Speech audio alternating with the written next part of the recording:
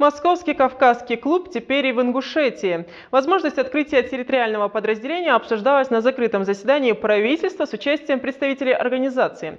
Общественно-консультативная площадка призвана координировать деятельность постоянных представительств субъектов СКФО в столице и органов внутренних дел для борьбы с конфликтами и приданием им неправомерной национальной или религиозной окраски, а также освещение в СМИ событий, происходящих в округе. В состав клуба входят представители национально-культурного общества народа Северного Кавказа, отечественные сотрудники органов государственной власти и правоохранительных ведомств, специализирующихся на вопросах этноконфессионального взаимодействия, а также общественники и эксперты. Собравшиеся обсудили планы по организации выборов состава и руководителя регионального подразделения, а также рассмотрели мероприятия и основные задачи на ближайшую перспективу, к решению которых планируется привлечь видных общественных деятелей и молодежных активистов.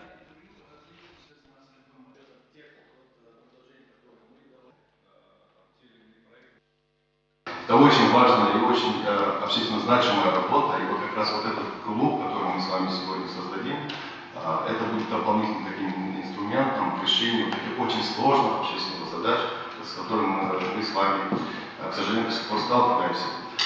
Цель и задача клуба, конечно, это и эффективный диалог между молодежными объединениями, это совместный поиск как раз решения тех сложных задач и профилактика экстремизма и терроризма.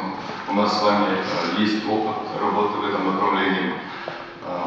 И наше взаимодействие с соседними регионами, да, мы знаем, какую мы работу ведем с коллегами и из Северной Осетии, и по пригородному району.